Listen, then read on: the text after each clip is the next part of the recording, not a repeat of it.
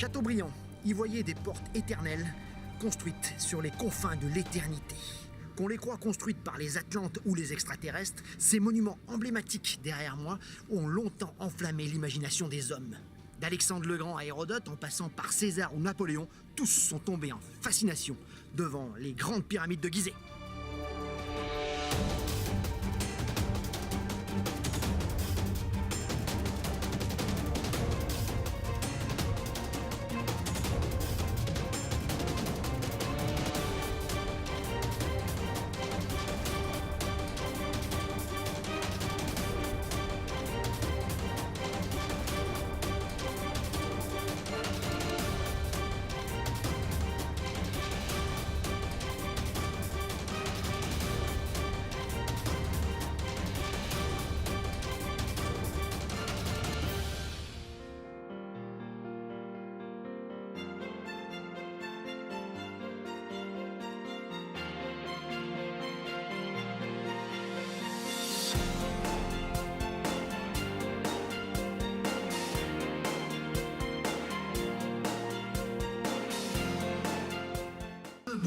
Hébergement sur Gizeh, on a trouvé, c'est tout nouveau, ça vient d'ouvrir, c'est tout frais, c'est tout neuf. C'est plutôt de belles chambres avec vue exceptionnelle sur les pyramides et le Sphinx, surtout quand vous prenez votre petit déj là-haut, extraordinaire.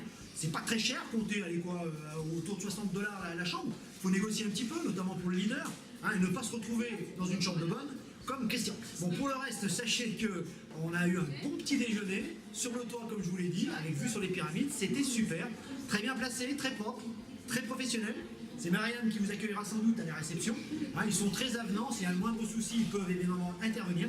Donc, Pyramids Valley Boutique, à 2 doigts, mais alors à 30 cm, il y a juste un mur qui sépare du site et du Sphinx. C'est merveilleux, c'est super, c'est propre, c'est pas cher. C'est l'adresse qu'on vous conseille, spécial Club des Baroudeurs. C'est une affaire familiale que ce Pyramids Valley Boutique. On est avec Ahmed Gavri. C'est leur nom, ils sont toute une petite famille à le tenir, il est tout neuf, il est tout beau. C'est vraiment un gars comme ça, je vous invite à venir visiter et surtout à séjourner ici. Un petit mot pour les Français? Non, pas les Français, comme ça. Pas les Français, pas les Italiens, Anglais, Germain, Arabe. Donc c'est Ahmed qui vous accueillera, il est comme ça. Merci Ahmed. Merci. Allez.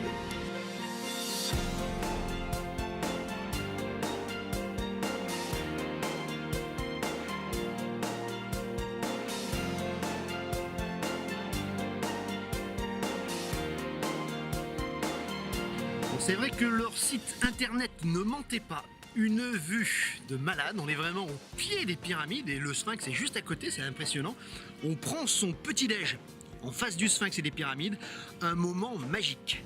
En plus, il n'y a pas trop de monde, donc on va essayer de le faire à l'ouverture dès 8 h. Et là, vous êtes seul au monde face aux 3 belles derrière moi. Magnifique, envoûtant et fascinant. Allez, petit conseil pratique pour bien visiter les pyramides. Alors soit venir bonne heure le matin à l'ouverture comme nous l'avons fait ce matin, 8 h tapante, et là il n'y a personne. Vous découvrez les pyramides et le Sphinx comme jamais. J'ai eu un tête-à-tête avec lui, il m'a raconté ses secrets. Pour le reste, sachez que l'autre option, c'est de faire plutôt en fin de journée. Attention, ça ferme à 16 h. Donc être là à 14 h à peu près, puis se laisser tranquillement virer par les gardes. C'est la deuxième solution. Sachez enfin que le prix d'entrée a énormément augmenté, 120 livres égyptiennes, qu'on le prenne à l'entrée près du Sphinx ou à l'entrée en haut près de Khéops. Un bon plan, Club des Baroudeurs. Prenez peut-être votre entrée près du Mena House au niveau de Khéops, d'accord? C'est celui qui est en hauteur. Et puis vous descendez tranquillement, vous dites à votre taxi ou à votre chauffeur de vous attendre au Sphinx. Ça vous fait une visite tout en descente et quand il fait 35 degrés comme aujourd'hui, c'est pas du luxe. Bon, le ticket office du Sphinx est un peu plus rustique, hein. Des fois il n'y a pas de billets, vous êtes 2 étudiants pour faire le compte. Bon, c'est ici que vous pouvez, moi je vous dis, vous pouvez commencer par le haut, prendre les tickets et redescendre par là. 2 solutions donc pour 2 possibilités de prendre ces tickets sur Gizeh. À ce propos, faites très attention. On a beau avoir fait 30 ans d'Égypte comme moi et se faire encore couillonner, sachez qu'à l'intérieur de la guérite de celle du Sphinx, une espèce de guérite un peu toute pourrie, rien à voir avec celle du haut, du côté du Mena House, beaucoup plus professionnel, beaucoup plus carré. En bas, vous avez un homme qui, pour ne pas dire un voleur, hein, est un prestidigitateur, qui vous change les billets de 100 en billets de 20. Et c'est vrai que la tête dans le cul, le matin de bonne heure, on se dit oui, c'est peut-être moi qui me suis trompé, je ne suis pas encore, je viens d'arriver, réhabitué avec les livres égyptiennes. Et bien sachez que c'est faux, 2 ou 3 dans le groupe se sont également fait avoir. Le gars arrive à transformer les billets et c'est bon, c'est pas très grave, hein, 2-3 euros à chaque fois, mais il doit se faire des fins de mois assez étonnantes. Donc attention, un conseil, prenez bien vos billets et annoncez clairement et restez très concentrés, 200 livres. Et au moins, il vous rendra la monnaie. Bon, voilà, c'est une petite chose à savoir. Sachez que les taxis, souvent, sont également coutumiers du fait. Ils arrivent à changer les billets de 50 livres en 50 piastres, ce qui n'est pas du tout la même chose. On prend ça pour soi au départ, hein, mais très attention, ils sont assez doués, il ne faut pas tomber dans la psychose non plus, mais c'est des choses qui arrivent en Égypte. Vous en avez rêvé? Elles sont là, à la chaleur, c'est vrai. Derrière moi, les 3 belles, surplombant de plus de 40 mètres la ville du Caire, Khéops, Képhren et Mykérinos, la seule des 7 merveilles du monde de l'Antiquité à être encore debout aujourd'hui. Magnifique, énorme, les mots manquent quand on est devant de telles merveilles. Alors comment les Égyptiens ont-ils pu construire de telles merveilles en si peu de temps? On estime que la pyramide de Khéops derrière moi a été construite en moins de 20 ans. Extraordinaire! Il y a là un secret absolument fabuleux. Les archéologues se disputent d'ailleurs, des rampes ou pas des rampes. Hein, on sait aujourd'hui que c'était sans doute pas des esclaves. On a découvert le village des ouvriers qui ont construit les pyramides à quelques centaines de mètres d'ici. Azi Hawass, le fameux Indiana Jones égyptien, on n'est pas peu fier de sa découverte. Sachez pour le reste que nous allons tenter, à travers ce numéro spécial Pyramide de Gizeh, de découvrir tous les mystères, ou en tout cas une partie des mystères des pyramides, hein, en sachant que beaucoup de secrets, beaucoup de mystères restent encore enfouis au fond du sable.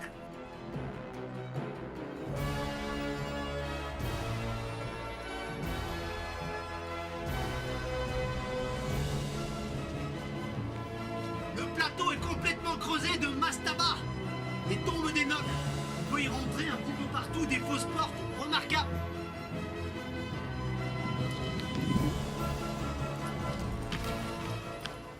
Alors nous sommes au milieu du cimetière, des mastabas tout autour des pyramides. Sachez qu'on a recréé ici la cour de l'au-delà. Tous les nobles voulaient se faire enterrer au plus près du pharaon. Donc chaque trou, chaque rocher détient une tombe. Il y en a un petit peu partout, on peut déambuler à travers, c'est assez magique. Alors certes, c'est très détruit, mais ici on croise une statue, ici une stèle. Un peu l'aventure à 2 pas du Sphinx et des pyramides.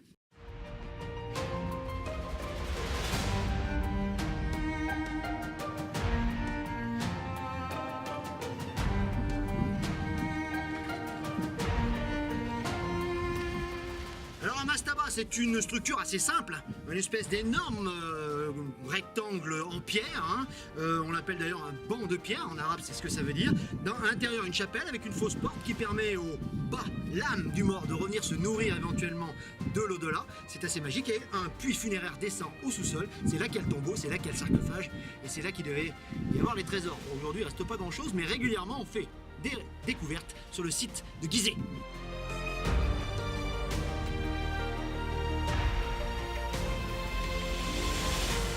Bon, juste à l'entrée de la pyramide de Khéops, vous avez des mastabas un petit peu plus parlants que ceux qu'on a de l'autre côté, côté Sphinx. C'est vrai que les mastabas, c'était ça, des tombes de nobles assez remarquables, des maisons d'éternité pour la noblesse, collées tout près du pharaon et de sa pyramide. Bon, ce mastaba et cette tombe est assez intéressante. Pourquoi? Parce que c'est un petit peu l'aventure. On descend, il ne faut pas être claustro évidemment, on va se retrouver au fond de la tombe.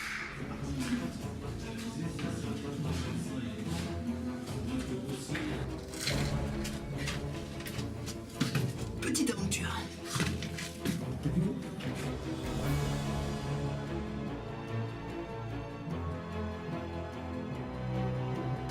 Allez, super sympa de se retrouver au fond de la tombe, l'immense sarcophage derrière qui a été un petit peu démonté et sans doute ouvert par les pilleurs. On se retrouve au fin fond du domaine des morts. Aucune décoration en tout cas, mais c'est assez remarquable et assez surprenant de se retrouver ici. C'est une des visites qu'on vous encourage à faire avant d'aller sur Khéops ou après.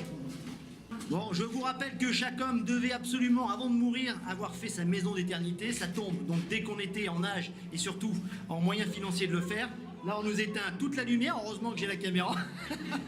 On est dans le noir au fond de la tombe et là ça craint du boudin. Faire construire un tombeau, c'était une machine à ressusciter. Et en plus, si vous étiez noble, vous faire enterrer au plus près du pharaon, c'était le top. C'est le cas ici, hein, ce fantastique tombeau, même si les décorations ont disparu, mais on voit la taille de ce monolithe. On se demande comment il est rentré dedans. À mon avis, ils l'ont taillé directement à l'intérieur de la tombe, ou alors ils l'ont rentré avant de la construire. Mais ça me paraît un petit peu difficile.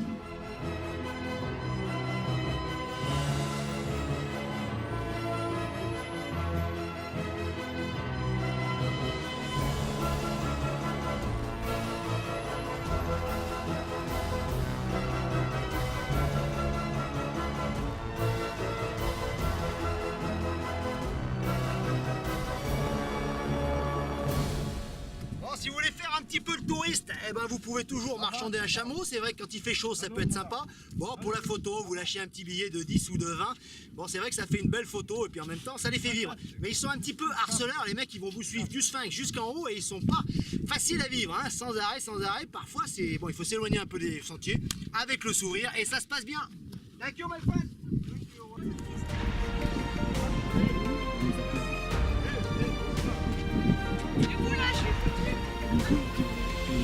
Bon, vous avez le parfait exemple de comment se faire couillonner. Alors attention à ne pas monter sur le chameau parce qu'il vous fait monter et après vous devez évidemment passer à la caisse. Mais Aurélie s'est fait avoir, c'est une petite technique assez forte. Ah, c'est pour ça que moi je ne suis pas monté sur le chameau.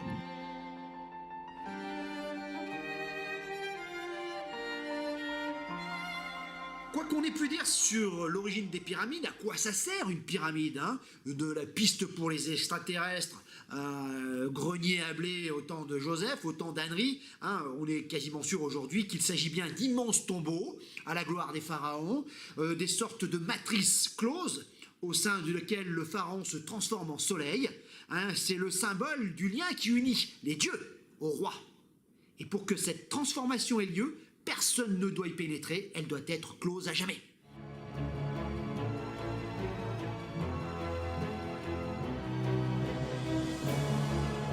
Toutes les mesures de la pyramide de Khéops donnent le tournis, jugé plutôt 5 hectares au sol. Pendant 4000 ans, elle sera le plus haut édifice de la planète.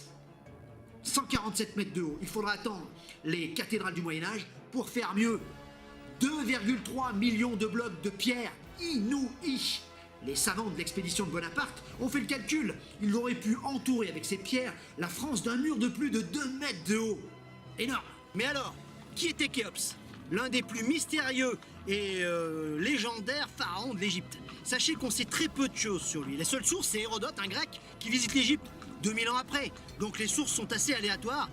Hérodote a fait de lui un véritable tyran qui aurait massacré des milliers d'esclaves pour sa mégalomanie. Sa pyramide de 147 mètres de haut. Tout ça, évidemment, est faux. On sait quasiment rien sur lui, je vous l'ai dit. La seule chose qu'on détienne sur lui, c'est une toute petite statue au musée du Caire, dans la tombe des Téphérès. C'est le seul emblème, la seule figure que nous ayons du très grand Khéops.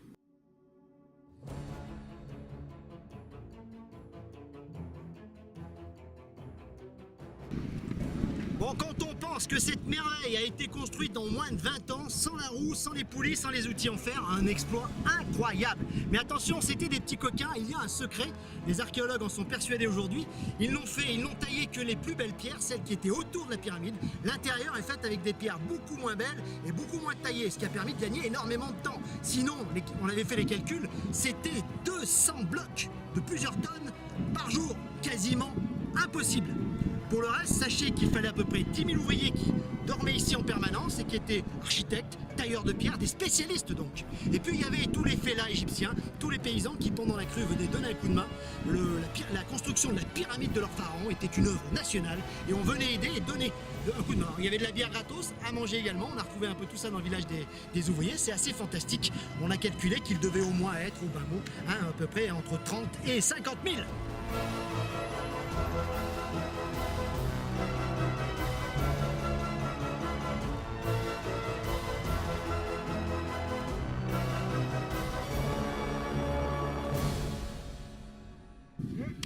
Et voilà les belles pierres de Parement qui étaient tout autour de la pyramide et qui évidemment la rendaient extrêmement belle, extrêmement lisse. Aujourd'hui il ne reste plus que quelques vestiges. C'est sûr que des pierres aussi bien taillées, aussi belles, les hommes du Moyen-Âge et notamment de la ville du Caire les ont récupérées pour faire leur maison. Alors vous allez me dire, comment les Égyptiens arrivaient-ils sans la roue, sans la poulie, sans les outils en fer à tailler de tels blocs et surtout à les transporter? Regardez la taille. Bon, sans doute, on a percé peut-être le mystère. En tout cas, on a retrouvé à Saqqara le reste d'un traîneau en bois. Sans doute qu'on mettait les pierres dessus après les avoir mis sur le Nil, hein, en direction d'Assouan, je vous le rappelle, et on les traînait à force d'hommes jusqu'ici.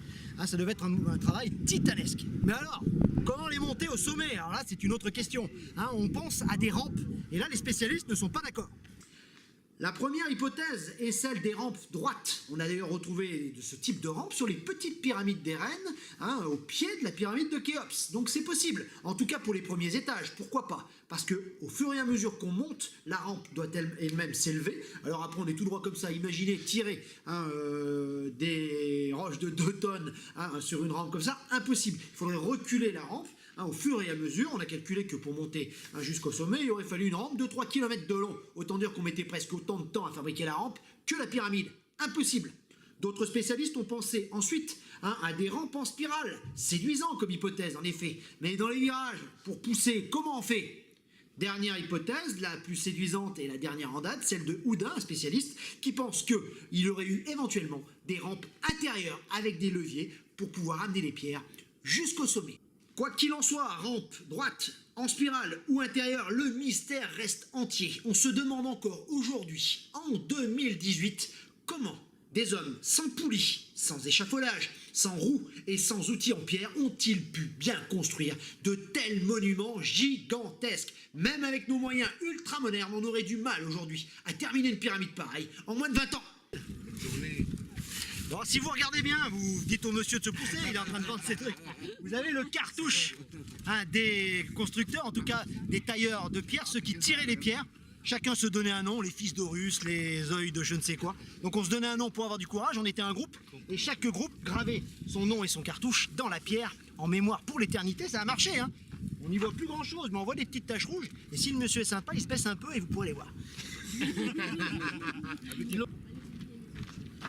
À propos, le truc hideux là derrière, cette espèce de hangar magnifique construit en plein au pied de la pyramide de Khéops, sert de réceptacle à la barque sacrée qu'on a retrouvée au pied de la pyramide. Cette barque permettait au pharaon évidemment de faire son voyage dans l'au-delà. Un superbe bateau en cèdre du Liban, magnifique. Enfin, en tout cas, l'architecte qui a construit cette petite merveille n'a absolument pas défiguré le paysage. Tout autour, les trous creusés dans le sol, c'est les fosses pour les barques. La plus belle a été retrouvée et mise dans le, rappelez-vous, l'hangar pas beau, collé contre la pyramide. Attention, si vous voulez tenter l'expérience d'une descente au fond de la pyramide de Khéops, il faudra passer à la caisse. Au moment de prendre vos billets à la billetterie, il faudra demander un billet supplémentaire et payer donc un sacré supplément pour y descendre. Même chose pour la pyramide de Képhren. Attention, de mémoire, je crois que le nombre de places est limité. Et puis dernière chose, claustrophobe, s'abstenir absolument.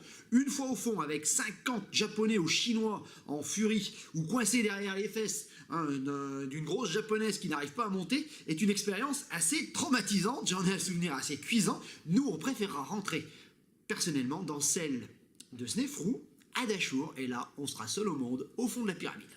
Un long couloir ascendant vous permet d'accéder à la grande galerie. Merveille d'architecture antique, levez la tête, 8 mètres de haut, une véritable petite merveille. Alors attention, vous risquez quand même d'être déçus. Il n'y a absolument rien à voir de valeur artistique au fond de la pyramide.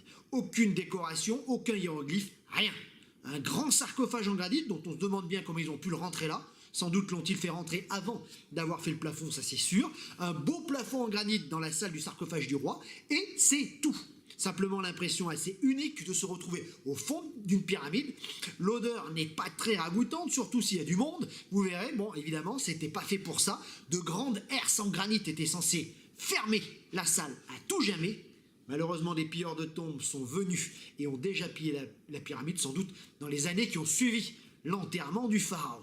Mais là aussi, les spécialistes ne sont pas d'accord. Certains pensent que la tombe de Khéops est encore là, introuvable, impénétrable, au cœur de la pyramide, évidemment. On a fait une étude au scanner, des robots ont remonté les petites galeries qui montaient vers les cieux, qui permettaient au cas l'âme du roi d'accéder aux étoiles.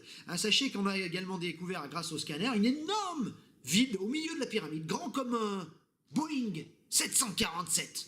Mais le trésor de Khéops, le mystère reste entier. Il faudra suivre l'actualité. En tout cas, c'est sacrément excitant.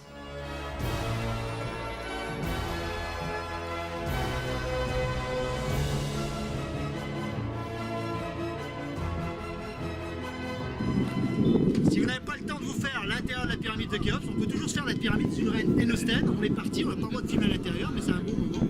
On descend raide au sous-sol.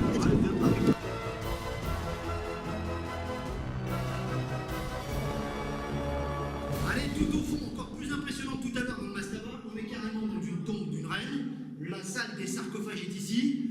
Pas de décoration évidemment, tout a disparu. Mais c'est assez émouvant de se dire qu'ici repose une reine.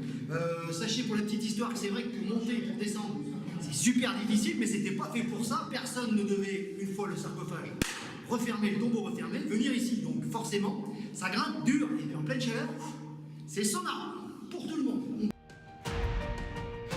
Voilà, on en a terminé avec Khéops. Direction maintenant son fils, Képhren, la pyramide d'à côté, qui elle aussi révèle certains mystères et vont nous permettre de faire un bond en avant et de petit à petit percer, de finir de percer le mystère des pyramides. Nous finirons notre voyage sur le plateau de Gizeh, au pied de la pyramide de Mykérinos, la dernière construite ici.